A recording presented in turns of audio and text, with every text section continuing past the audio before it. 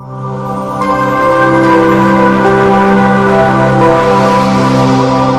दोस्तों, आज हम बात कर रहे हैं हाउस बिल्डिंग प्रोग्राम के बारे में। एक मोस्ट डिमांडिंग प्रोडक्ट जो अभी मार्केट में चल रहा है, हाउस बिल्डिंग इन जर्मनी। अभी हमारे पास 90% जो क्वेरीज आ रही हैं डिजिटल मीडिया के थ्रू, सोशल मीडिया के थ्रू, तो हर कोई हाउस बिल्डिंग के बारे में मालूम करना चाह रहा है।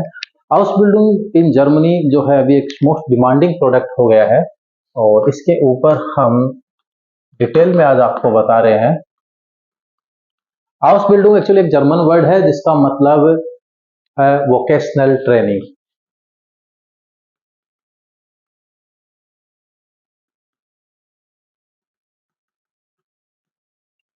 एक ट्रेनिंग जो कहे कि आपको एक चले से डुअल ट्रेनिंग प्रोग्राम मींस आप सीखेंगे कमाते कमाते, और आप कमाएंगे सीखते सीखते।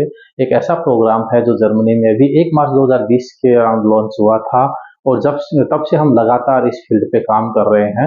हाउस बिल्डिंग हम सबसे पहले लेके आ गए थे मार्च में ही 2020 में, और हमने 2020 में ही अपने काफी सारे कैंडिडेट्स हैं वो जर्मनी में लैंड कर दिए थे। ये प्रोग्राम जो है अभी बहुत ज्यादा फेमस हो गया है, और इसके कारण जर्मन की डिमांड भी अचानक से मार्केट में बढ़ गई है।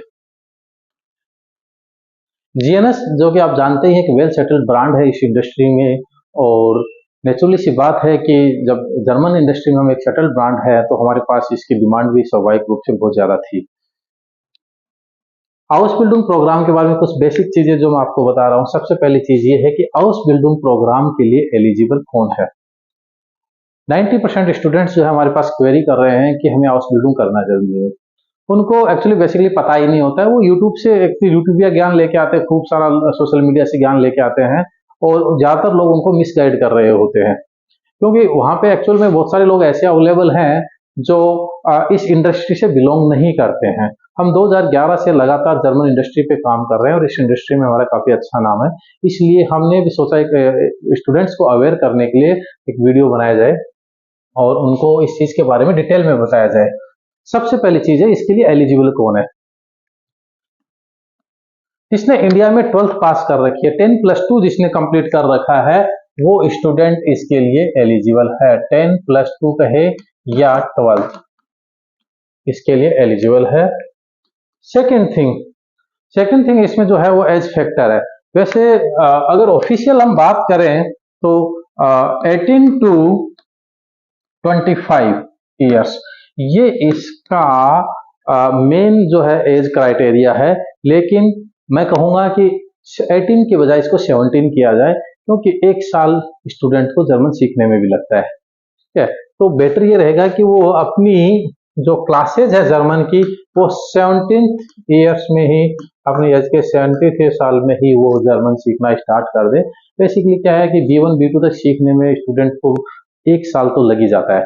जैसे ही वो 18 में एंटर होगा, वैसे ही वो इसके लिए एलिजिबल होगा। उसके पास न केवल 12th का सर्टिफिकेट होगा, बल्कि उसके बाद एक जर्मन लैंग्वेज का सर्टिफिकेट भी होगा, और वो जस्ट आफ्टर 12th जर्मनी में अप्लाई कर सकता है। कुछ ऐसे सब्जेक्ट्स भी हैं, कुछ ऐसी फील्ड्स भी हैं, जैसे होटल मैनेजमेंट से रिलेटेड है, नर्सिंग से रिलेटेड, या कहें कि कुकिंग से रिलेटेड है, जिसमें अगर कैंडिडेट को पहले से प्रायर एक्सपीरियंस है, कोई डिप्लोमा डिग्री है, तो वहां पे उनको यहाँ पे रिलैक्सेशन मिलता है। और कई बार हम देखते हैं कि वो 33 की एज तक भी जर्मनी जा सकते हैं। But this is not official statement, ये कोई भी कहीं भी मेंशन एक ऑफिशियल स्टेटमेंट नहीं है। इसलिए हम इसके बारे में सिर्फ आपको ये कहेंगे कि this depend on the employer, जो आपको ले रहा है, हायर कर रहा है, जो कंपनी या कॉलेज जो आपको हायर कर रही है, कि उनका सोल डिसीजन होता है कि वो लेती है या नहीं लेती है। ठीक है, तो सेकंड पार्ट जो हो गया वो हो गया आपका एज का। थर्ड जो थिंग इसमें जो रिक्वायर्ड है, वो हमने अभी जैसे बात की थी, वो जर्मन लैंग्वेज।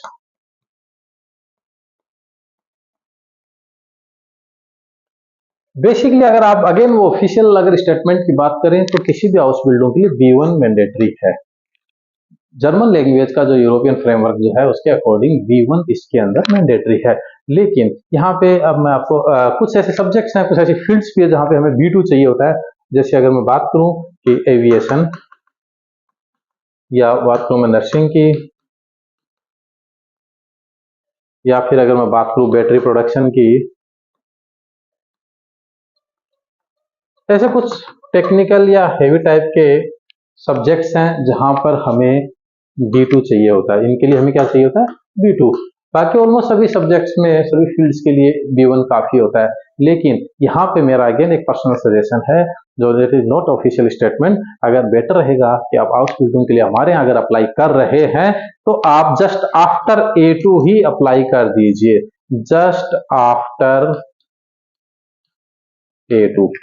अगर आप जस्ट आफ्टर A2 अप्लाई कर देते हैं तो हमें क्या, आपके डॉक्यूमेंट्स प्रिपेयर करने होते हैं, हमें हमारे जर्मन जो पार्टनर्स हैं उनके साथ कोऑर्डिनेट करना होता है। इस दौरान आपका B1 कंप्लीट हो जाता है। तो इसलिए ये एक टाइम सेविंग गेम है। इसलिए मैं कहता हूं कि आपको हाउस बिल्डिंग के लिए अप्लाई करना है तो मैं तो कहूँ डे 1 से ही अप्लाई कर दीजिए, जिस दिन आप GNS पे एनरोल हो रहे हैं। आप B1 होने का इंतजार मत कीजिए। अक्सर मैंने देखा है कि स्टूडेंट यहाँ पे गलती करता है, वो कहता है कि सर मेरा जैसे B1 कंप्लीट हो जाएगा तो उसके बाद मैं इसके लिए अप्लाई करूंगा। ये हो सकता है उसके एंड से एक अच्छी स्ट्रेटेजी हो, लेकिन ऑफिशियली मैं अगर GNS के एंड से बात करूं, this is the bad strategy. Because आपको जर्मन सीखने में अगर 6 to 8 मंथ्स लग गए B1 करने में, तो आप हाउस बिल्डिंग में काफी लेट हो चुके हैं। आपका 1 साल भी खराब हो सकता है। इसलिए हम सजेस्ट करते हैं कि at the time of admission in the language course आप सेम टाइम हाउस बिल्डिंग के लिए अप्लाई कर दीजिए, जिससे आपका back to back paper work चलता रहता है, हमारे इंटरव्यूज वगैरह की प्लानिंग चलती रहती है, कंपनीज का सिलेक्शन चलता रहता है, और जैसे ही आपका B1 A2 या B1 कंप्लीट हुआ, कुछ केसेज में हम A2 के जस्ट बाद ही आपके इंटरव्यू कंडक्ट करवा देते हैं। Because important is your speaking. अगर आपकी लैंग्वेज स्पीकिंग अच्छी है तो हम जस्ट आफ्टर A2 आपके इंटरव्यू कंडक्ट करवा देते हैं और आपका सिलेक्शन इंश्योर कर देते हैं। और अगर उस दौरान अगर इंटरव्यू हमारे पास स्लॉट्स नहीं होते तो हम आपके B1 के बाद भी करवाते हैं। तो टाइम सेविंग अगर मोड में जाना है, अर्ली एंट्री के मोड में अगर जाना है, तो आप लैंग्वेज कोर्सेज के साथ साथ ही हाउस बिल्डिंग के लिए अप्लाई कर दीजिए। तो ये एक बेटर डिसीजन माना गया है। कुछ केसेस में हम क्या करते हैं कि हाउस बिल्डिंग की एक सेपरेट ट्रेनिंग भी देते हैं। जब हाउस बिल्डिंग की हम सेपरेट ट्रेनिंग दे रहे होते हैं, उस केस में हमारे जो पार्टनर्स जो जर्मनी में बैठे हैं वो आपके लिए ऑनलाइन सेपरेट सेशंस कंडक्ट कर रहे होते हैं, या कैंडिडेट्स जब ज्यादा होते हैं तो वो हमारे पार्टनर्स जयपुर आके हमारे यहाँ इंस्टीट्यूट पे आके ऑफलाइन ट्रेनिंग दे रहे होते हैं। वो ट्रेनिंग आपकी लैंग्वेज क्लासेस के साथ साथ चल रही होती है। इसलिए हम ये कहते हैं कि आप जब भी लैंग्वेज के लिए एनरोल करें, सेम टाइम आप हाउस बिल्डिंग के लिए भी एनरोल कर दीजिए, ताकि दोनों चीजें साथ साथ चलती रहे।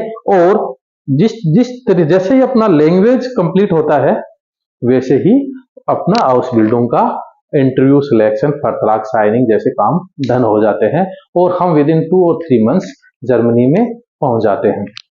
तो जो थर्ड मैंने जो पार्ट बताया वो लैंग्वेज के मामले में हमें थोड़ा सा सीरियस रहना जरूरी है। ये जो 3 चीजें जिनके पास है वो हाउस बिल्डिंग के लिए रेडी है। लेकिन अगर मैं कहूं कि इस सबसे ज्यादा जो इंपॉर्टेंट पार्ट है, और वो इंपॉर्टेंट पार्ट क्या है, वो 4th नंबर का जो पॉइंट है वो है सबसे इंपॉर्टेंट, वो है आपका सब्जेक्ट फील्ड जो आप चूज करने जा रहे हो, चाहे वो नर्सिंग हो, चाहे कुकिंग हो, चाहे बेकरी हो, चाहे आपका हॉस्पिटलिटी मैनेजमेंट हो, चाहे होटल मैनेजमेंट हो, टेक्निकल नॉन टेक्निकल जो भी हो, उस इंडस्ट्री, उस फील्ड के प्रति आपका डेडिकेशन, आपका मोटिवेशन और आपका जोश और जुनून होना बहुत जरूरी है। अक्सर मैंने नोट किया है कि कैंडिडेट किसी और इंटरेस्ट से बिलोंग करता है, कैंडिडेट किसी और टाइप की हॉबीज रखता है, कैंडिडेट का जोश और जुनून किसी और इंडस्ट्री में है और वो हाउस बिल्डिंग के लिए अप्लाई किसी और के लिए कर रहा होता है। वहां पे कन्फ्लिक्ट ऑफ मोटिवेशन क्रिएट हो जाता है और अक्सर उसके सिलेक्शन होने के चांसेस कम हो जाते हैं। इसके लिए मैं सजेस्ट करूंगा कि आप कोई भी टॉपिक, कोई भी फील्ड सेलेक्ट करने से पहले एक बार हमसे मिले, हमारी काउंसलिंग ले, हमारे जो काउंसलर्स होते हैं उनसे आप प्रॉपर एक बार अपना मोटिवेशन सेट करें उनके साथ बैठ के, ताकि आपके इसके ऊपर किसी प्रकार के कोई नेगेटिव गुंजाइश न रहे। क्योंकि अक्सर मैंने देखा है कि कन्फ्लिक्ट ऑफ मोटिवेशन के कारण अक्सर स्टूडेंट्स जो हैं वो इंटरव्यू में रिजेक्ट हो जाते हैं, और जर्मन लोग इस चीज मामले में बहुत स्ट्रेट फॉरवर्ड होते हैं। ठीक है, तो जो पॉइंट 4 है वो भी बहुत ज्यादा इंपॉर्टेंट है। तो ये एक ब्रीफ इंट्रोडक्शन हो गया हाउस बिल्डिंग का। अब मैं आपको बताना चाहूंगी हाउस बिल्डिंग के लिए हमारे पास कौन कौन सी फील्ड्स अभी अवेलेबल है। बट बिफोर मैं आपको ये बताऊं कि आउसबिल्डिंग में कौन कौन सी फील्ड अवेलेबल है, एक पॉइंट और है जो मैं आपको यहाँ पे हाईलाइट करना चाहूंगा, वो है इंटेक्स या सेशंस।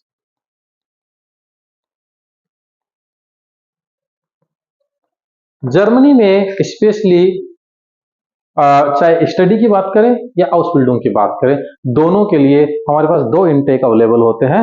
फर्स्ट इंटेक जो होता है वो समर इंटेक होता है। समर इंटेक तो स्पेशली आप कहें कि मार्च और अप्रैल, मार्च और अप्रैल। और दूसरा जो इंटेक होता है वो होता है विंटर इंटेक,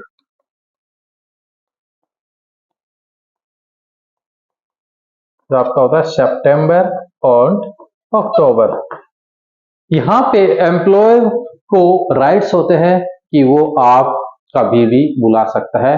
ये जो ऑफिशियल जो इंटेक्स हैं ये एग्जैक्टली कॉलेजेस के लिए होते हैं, या कहें कि जो ट्रेनिंग बेरुखसुलेजा या ट्रेनिंग इंस्टीट्यूट्स हैं जहाँ पे आपकी ट्रेनिंग होती है वहाँ के लिए होते हैं। लेकिन अगर एम्प्लॉयर चाहे तो आपको किसी भी इंटेक के लिए 2 से 3 महीने 4 महीने तक पहले भी बुला सकता है। अक्सर मैंने नोट किया है कि जैसे विंटर इंटेक सितंबर में स्टार्ट हो रहा है तो एम्प्लॉयर आपको जून जुलाई में ही जर्मनी बुला लेता है।